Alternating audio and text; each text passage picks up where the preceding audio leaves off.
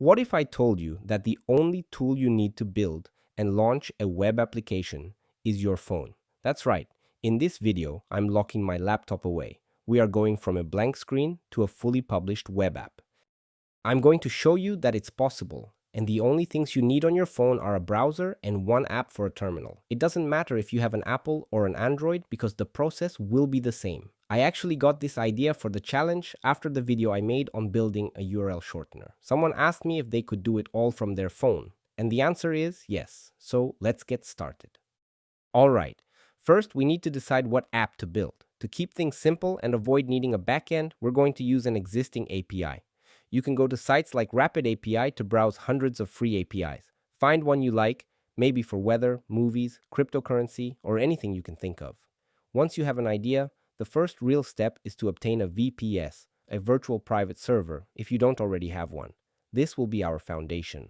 For that, we're going to use Hostinger. In my opinion, it's one of the best platforms to get a server up and running quickly. You can use the link in the description to get a 20% discount. Then go to their services, select VPS Hosting, and I recommend this plan with 2 CPU cores and 8 GB of RAM. It's the sweet spot for most projects. Make sure to select a server location that's close to you for the best performance.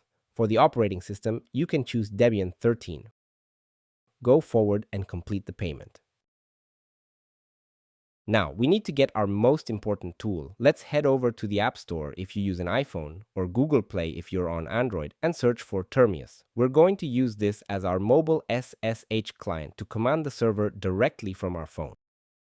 Once you've installed it and created an account, tap on the Valets button and then New Host. Now, head back to your Hostinger dashboard. We need to get your new server's IP address. Copy it and paste it into the hostname field in Termius. For the label, you can choose anything you want just for you to recognize it. For the username, make sure to use root. Then use the password you set for the root user during the server setup. And great, we are in. This is our server's command line, all from the phone.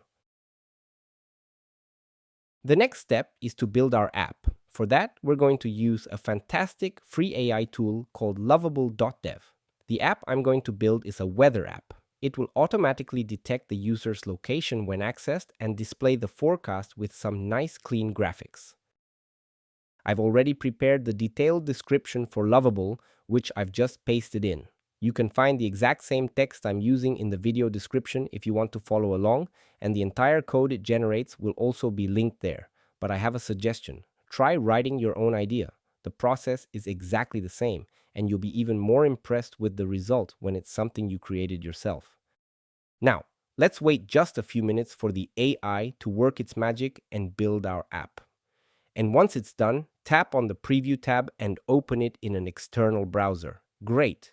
The app is working. The next step is to get this code onto GitHub so we can deploy it. Tap on Publish. By the way, you'll need to have your GitHub account connected to Lovable if you haven't done it yet. Once it's synced, go to GitHub and find the new repository that was just pushed by Lovable. Click on the code button and copy the clone URL.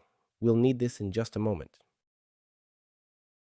Let's get back to Termius. We'll move into the /op directory and clone the repository from GitHub using the URL we just copied.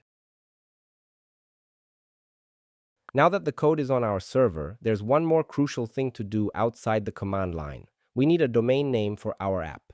If you don't have one already, go to namecheap.com and get a domain.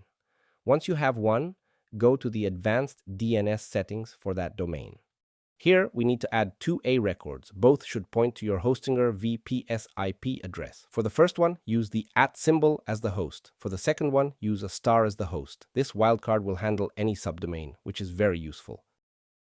The next step is to configure Traefik as our reverse proxy. I have a separate video if you want to learn more about it, but you can also just go to the GitHub URL in the description where I have the configuration files ready to use. We first need to create a directory in /etc/Traefik and add the configuration file. In this file, make sure to change the email address to your own to get information about the certificates. Next, let's move to the op directory.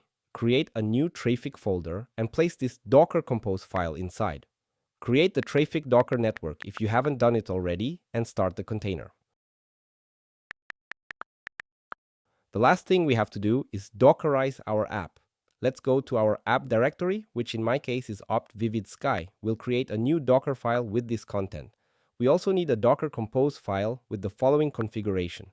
For the labels, make sure you add your own domain or subdomain. I'm going to deploy this app on weather.softs.top. Let's start the container using Docker compose up and then go back to the browser to make sure it's working fine. And that's it.